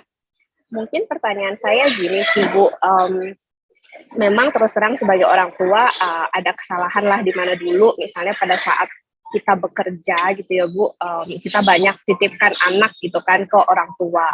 Nah jujur memang seminar ini relevan sekali karena saya merasa begitu anak ini beranjak teenager, bonding kami sebagai orang tua dengan anak ini kan jadinya mungkin kurang kuat ya. Mungkin yang saya mau tanyakan itu Bu, bagaimana ya cara untuk mulainya lagi gitu, karena kan memang mungkin pas kecil dia merasa bondingnya banyakan dengan grandparents gitu ya. Itu satu. Dan yang kedua, nah jadinya nih relationship dia karena udah mulai remaja tuh sama adik-adiknya kan mungkin usianya ada terpaut cukup ya beberapa tahun lah, tapi mungkin dunianya kan udah beda ya begitu dia beranjak remaja. Jadi tuh kelihatannya ada gap dan dia kayak merasa nggak mau deket-deket adiknya. Mungkin Bu Charlotte kalau boleh kasih sedikit tips and trik gitu ya, sebagai orang tua kan kita juga nggak mau kalau kita marahin atau gimana ya, saya merasa nanti dia semakin kesal sama adiknya gitu. Mungkin ada dari pengalaman Ibu gimana ya gitu ya supaya mereka ke depannya tuh tetap bisa bonding gitu satu sama lain. Itu aja sih Bu, terima kasih banyak. Iya, terima kasih Bu Merlisa. Jadi memang yang harus dibayar ya, bayar kembali gitu waktu. Berarti memang kita harus sisihkan waktu. Jadi pergi berdua dengan dia itu harus jadi agenda. Jadi diutamakan, dikhususkan. Misalnya menghadiri lombanya dia, lihat performance-nya dia, hadir untuk acara dia, ngajak dia makan, itu harus jadi first agenda. Jadi apa nih kesukaan dia? Lalu pendapat dia didengar. Jadi misalnya kalau kita mau makan apa nih? Kalau ketika dia mengatakan sesuatu gitu ya, oh gitu ya, menurut kamu ini enak, cobain ya. Walaupun kita nggak suka gitu kan, banyak makanan-makanan zaman now tuh yang kayaknya ya kalau buat lidah saya sih lidah Indonesia banget gitu ya. Tapi ya udah duduk sama dia, nongkrong sama dia, ngobrol sama dia, itu penting banget. Sehingga tuh bisa nyambung, bisa connect. Ya walaupun obrolan misalnya cerita dia ya yang kayaknya buat kita juga awkward ya. Apa sih mau ngomong apa ya, komentarin apa. Tapi ya coba aja dengar. Buat dia lucu, buat kita bisa nggak lucu kan? Ya udah ketawa aja. Lalu misalnya gini, Mami ketawa, Mami ngerti? Enggak ngerti. Ya Mami ketawa karena kamu ketawa aja. Jadi Mami nemenin kamu ketawa. Walaupun kita nggak ngerti gitu ya. Jadi itu kadang-kadang sama anak-anak seperti ini. Gimana sih cara kita masuk ke dunianya? Ya. Jadi ayo memang to be humble ya. Kita memang mau nggak mau harus merendahkan hati. Ya, jadi dia tuh dianggap penting sama kita. Nah, baru kalau dia sendiri udah merasa dirinya penting, dirinya dihargai, diakui, pasti feedbacknya bagus. Ya, dia juga akan bisa menghargai kita. Jadi kalau kita ngomong apa juga pasti dia mau dengerin.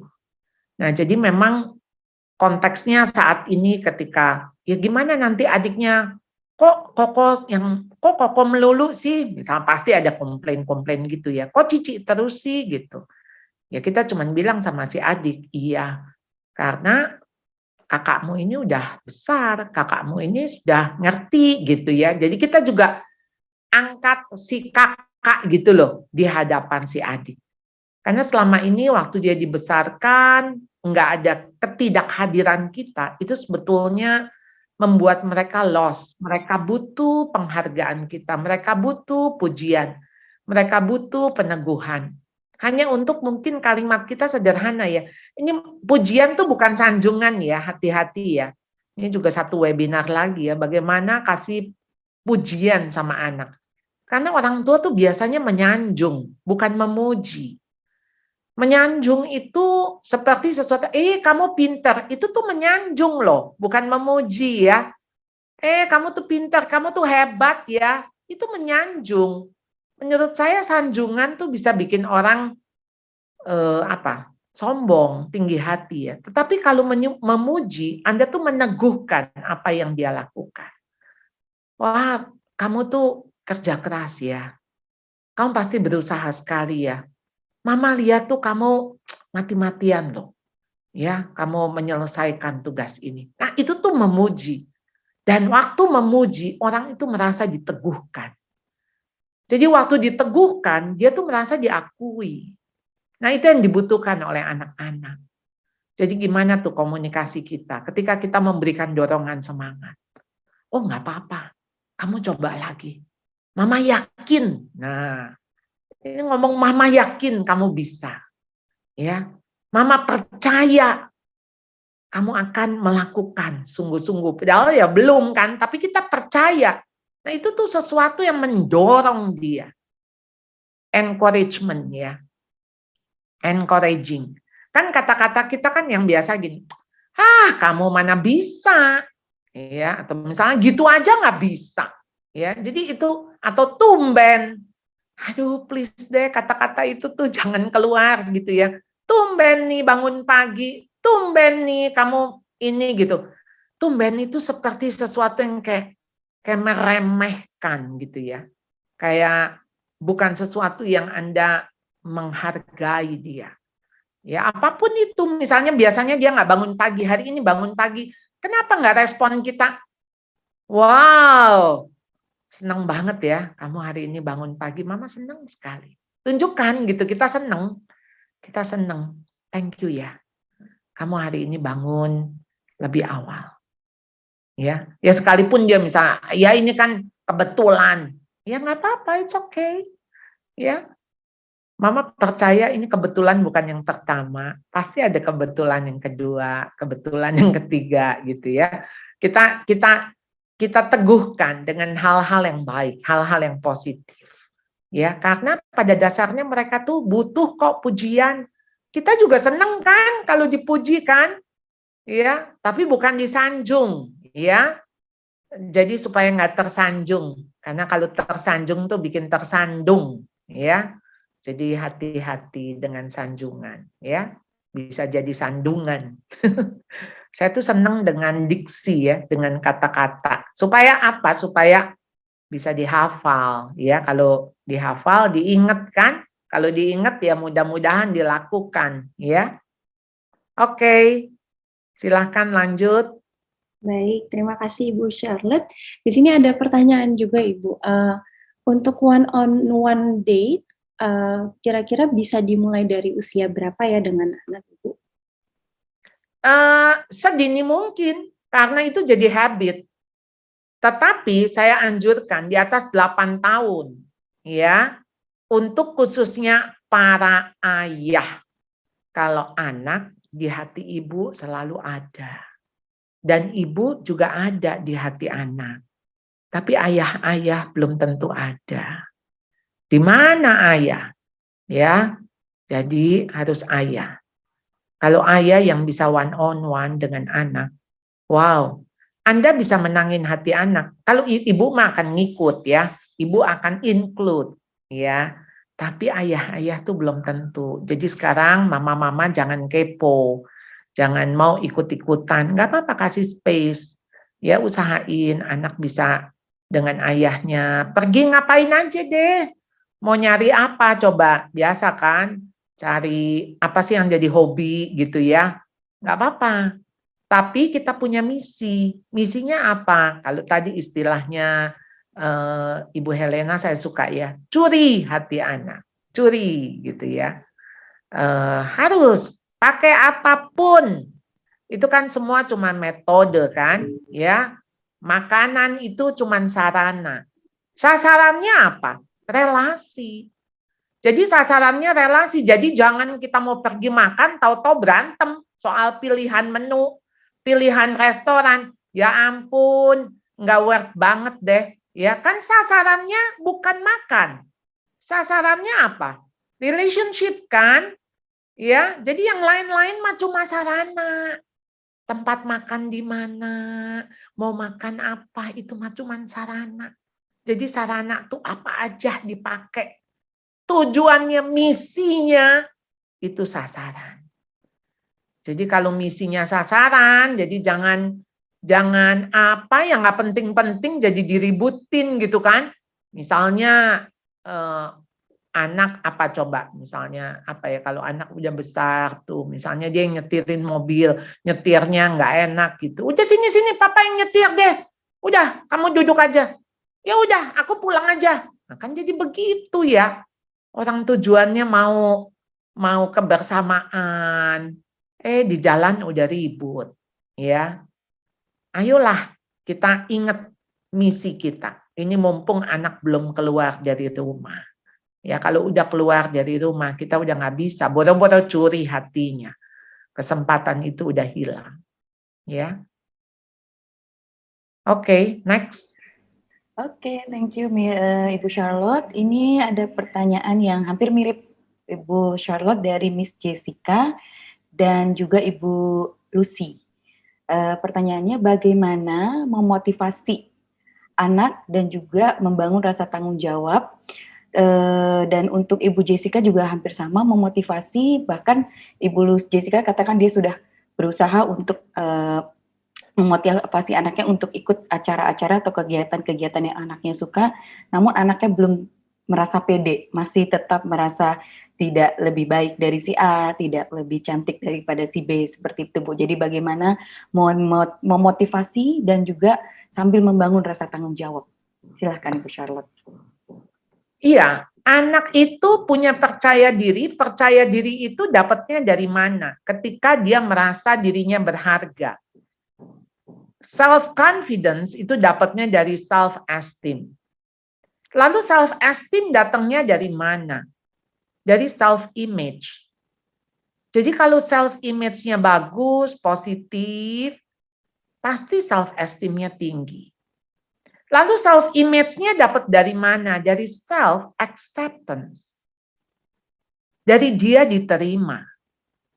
Jadi kenapa dia membandingkan dirinya dengan teman-teman? Karena dia tahu, ini mohon maaf ya, biasanya anak-anak itu kan dibesarkan dengan kita membandingkan. Kok kamu nggak kayak dedek kamu? Tuh dedek kamu udah bisa. Tuh temanmu aja udah bisa semua loh. Temen kamu tuh semuanya pergi loh. Cuma kamu yang nggak pergi loh. Semua di-compare.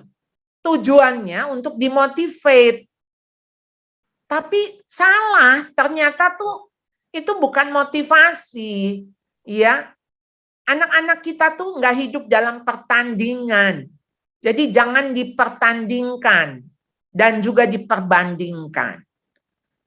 Dia hanya boleh dipertandingkan dengan dirinya sendiri. Kamu kemarin dapat 5. Mama yakin hari ini kamu bisa 5,1. Ya, kamu kemarin sudah beresin buku. Mama yakin besok-besok kamu juga sudah bisa beresin buku. Jadi ketika dia dipertandingkan hanya boleh dengan dirinya. Saya yang hari ini harus lebih baik dari saya yang kemarin. Saya yang besok, saya harus lebih baik daripada saya yang hari ini. Jadi saya tidak dipertandingkan atau diperbandingkan dengan orang lain. Ya, jadi makanya kenapa dia bilang saya tidak sepandai dia, tidak secantik dia, ya. Padahal nilai-nilai dia udah bagus dan dia cantik. Ini kasihan sekali. Dia apa ya namanya ya? Dia itu selalu merasa kurang gitu kan. Mungkin karena kita mau dia lebih, lalu kita pakai orang lain menjadi standar. Jangan. Ya ini kasihan sekali anak ini. Karena apa? Tentu saja begini loh. Tentu nih kalau kita mau bicara lagi dengan karakter, temperamen pasti beda lagi. Tetapi kalau kita merasa anak-anak nih ya, udah merasa misalnya begini ya. Aku dapat 6, itu udah bagus mami gitu kan. Ya, oh iya bagus, puji Tuhan. Ya kamu bisa dapat 6. Nah, sekarang bukan soal kan kita mesti next apa ya, mesti kita minta dia untuk next level gitu kan, untuk meningkat. Tapi bukan dengan orang lain. Bukan dengan, tuh teman-teman kamu udah pada dapat 8, masa kamu 6 aja cukup? Enggak. Kita kembalikan kepada dia, kamu puas dengan angka 6? Iya. Bersyukur mami, yang lain dapat 3, dapat 4, aku tuh 6 aja udah bagus. Oke. Apakah ini maksimal yang kamu sudah lakukan? Ya enggak sih, aku nyantai aja dapat 6 tapi kan cukup, aku udah happy. Oke. Nah next, ajak ngomong. Tuhan itu kasih kamu berapa? Kalau Tuhan kasih kamu kemampuan untuk kamu bisa lebih dari 6, nah kamu mesti tanggung jawab. Nah tapi mesti, itu mah harus lewat relasi. Sampai sebetulnya gini, yang Tuhan mau the best of you. Kalau kamu dapat 6 dan itu the best of you, it's okay, nggak apa-apa. Kan yang 1 talenta, kalau dia kasih 1 talenta lagi nggak apa-apa. Yang 5 ya kasih 5, labanya 5. Yang 2 labanya 2. Pujian Tuhan sama. Yang 2 dapat 4, yang 5 dapat 10, Tuhan kasih pujian yang sama. Jadi nggak masalah. Tapi maksimal, optimal. Tuhan nggak minta nominal. Mama juga nggak minta nominal. Kalau kamu bisa 6 dan itu yang terbaik, it's okay. Dan mari celebrate yang 6, nggak masalah. Tapi kalau kamu bisa dapat 10, kamu hanya kasih 6, berarti kamu nggak menghargai dirimu. Kamu tuh cuma kasih 6 yang bukan yang terbaik dari dirimu. Dan sorry, satu hari kamu akan menyalahkan mama juga. Karena kamu sebetulnya bisa 10 tapi kamu hanya 6. Nah, tapi itu obrolan ya, dalam bentuk diskusi, jadi bukan dalam bentuk judging. Gitu. Nah, lalu bagaimana bikin anak tanggung jawab ya tadi ya. Sering diledek anak gini ya, mengapa anak saya perempuan umur 11 tahun selalu merasa dibully sama teman. Selalu merasa tidak diajak berteman sama teman. Dulu saat kelas 1-2 sering diledek anak miskin. Apa itu penyebabnya ya? Bagaimana sebaiknya memotivasi? Oke, kembali lagi ya, gambar diri. Gambar diri. Jadi misalnya ketika soal bully ya, misalnya, kulit kamu hitam, hidung kamu pesek, kamu miskin. Kita tuh harus kasih tahu anak kita. Kalau itu benar, itu bukan bully. Misalnya saya hitam, lalu saya dihina hitam. Ya nggak apa-apa. Ya memang saya hitam. Ya udah. Jadi gini, ada anak nih lari datang ke saya SD. Bu, dia katain saya gendut. Lalu saya tanya dia, kamu gendut enggak? Aku gendut. Nggak apa-apa. Ya.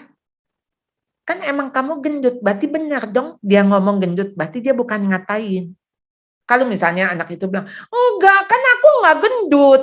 Ya udah, berarti dia salah lihat, ya.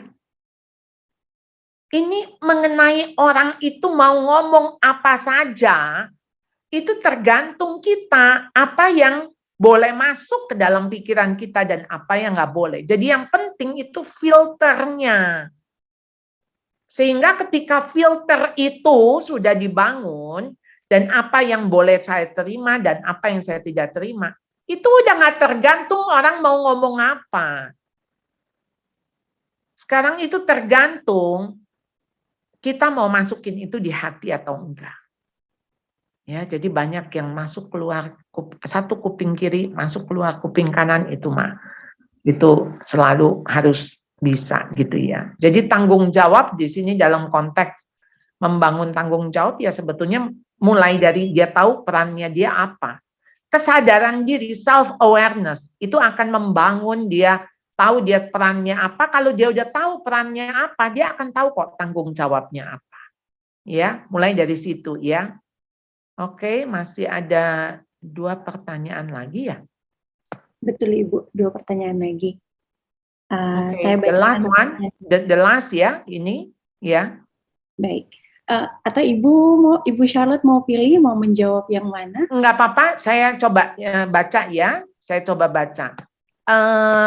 Kalau anak 2 boys, kalau one-on-one date sama dedeknya nanti feel alive. Oh ini gantian. Jadi si kakak minggu ini, si adik minggu depan, ya. Jadi nggak barengan, karena kan minatnya beda, yang diomongin juga beda.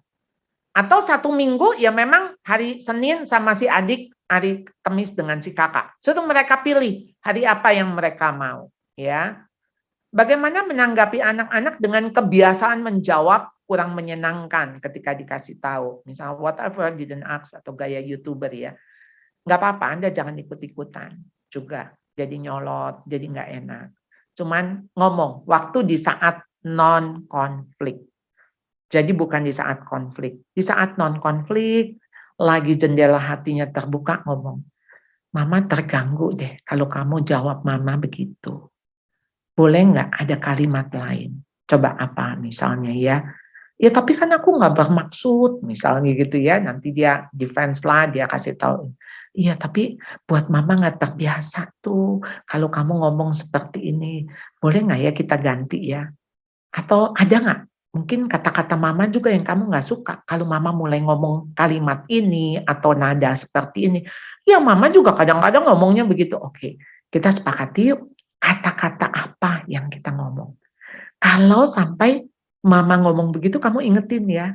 Oke, jadi kita bikin di satu papan tulis atau di satu kertas.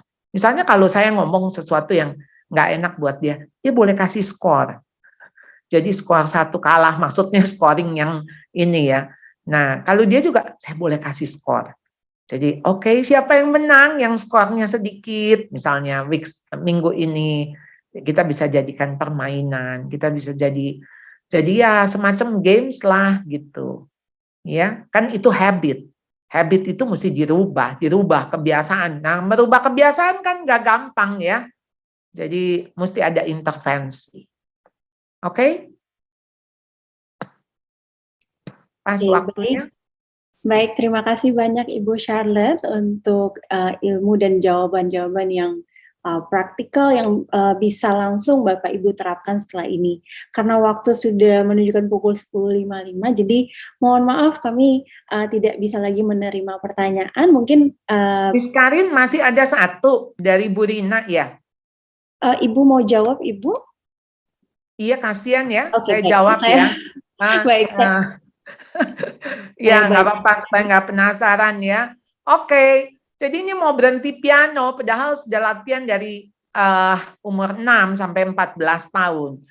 Anak saya juga pernah ngalamin seperti ini. Jadi sebetulnya dia bukan mau berhenti les, tapi dia boring, dia bosan, dia burn out. Jadi diskusi sama dia, ya kamu mau cari guru lain, ya kamu mau lagu lain. Jadi ayo bicara dengan dia, hanya untuk sementara. Jadi kalaupun misalnya kamu, ya saya mau libur 1 bulan, oke libur 1 bulan. ya, karena kan udah banyak ini. Atau kita gimana, daripada kamu libur 1 bulan, lebih baik kamu belajar jazz aja, ya kan klasik selama ini, kamu belajar lagu jazz. Ya, anak saya juga gitu. Jadi waktu dia mau berhenti, waktu itu apa ya, kalau nggak salah level 5 lah, waktu dia burn out tuh. Level 5, jadi saya bilang, gimana sama gurunya, kalau dia lagi seneng nih lagu-lagu remaja kayak gini, lagu ini, oh iya ya, jadi ganti lagu, jadi main jazz, kan lain lagi tuh stylenya. Nah, kunci-kunci chord-chordnya jazz kan juga susah. Nah, dia belajar. Nah, saya mulai puji dia. Saya bilang, wah, Mami kayak lagi ada di kafe nih, ya. Wah, ini semangat nih, kan jadi semangat gitu. Nah, habis itu dia selesain, kalau nggak salah sampai tingkat 7 ya, ujiannya ya. Sampai dia udah kuliah ya, dia benar-benar stop. Tapi jadi yang kita bicara sama dia bukannya dia harus, ya, tapi dia boleh punya pilihan. Nah, pilihan-pilihan itu yang kita siapkan, ya. Oke, thank you. Baik, terima kasih banyak Ibu Charlotte. Sekarang kita akan masuk di sesi foto. Jadi saya ingin mengundang parents, please turn on your camera so we can do the photo session together. Okay. Okay, for the photo session, I'll give to Mr. Dave, and Mr. Dave also will close us in prayer. Thank you. Sure, Ms. Carol.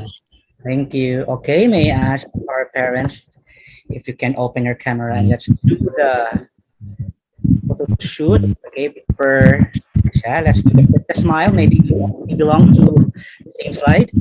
So let's do it now. First one.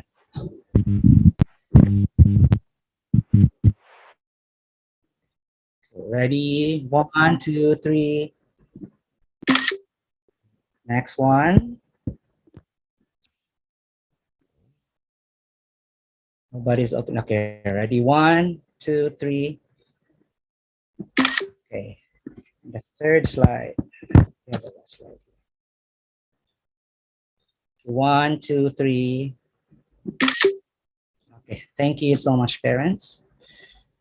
Okay, so before we close our program this morning, I would like to thank again all our parents who are here joining us from SLI, SLK Bali, and SLK Jakarta. In behalf of Lentera Schools, we would like to thank all of you for coming and sharing your time with us in this very wonderful parents talk on how parents like you all could handle your children in this generation. We also would like to thank, of course, our loving guest speaker, Ibu Charlotte Priyatna, for such a wonderful sharing and presentation.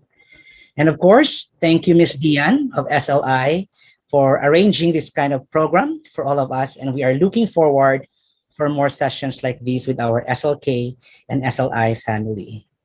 I would just like to leave everyone with this scripture from Proverbs 22, verse 6. And it says, train up a child in the way he should go, and even when he is old, he will not depart from it. So let us pray as we close this program this morning. Heavenly Father, we thank you, Lord, for being with us during this parents' talk for today. We just pray that you will bless all of these parents with good health, supernatural protection, and peace of mind. Be with them always as they continue to nurture and guide all of their children. We know, Lord, that with your loving attention, they will be able to lead all their children in the right direction. Bless all of us as we enjoy our weekend, and always protect us from any harm or any sickness. These we pray in your mighty name. Amen. Back to you, Miss Karen. Okay, thank you so much, Ibu Charlotte. Thank you, Mr. Dave, and everyone. I hope to see you again in the next webinar. Good morning, everyone. Thank you, parents, for joining us. Thank you, everyone. Thank you for attending, and thank you for being present today. Thank you. Have a great day.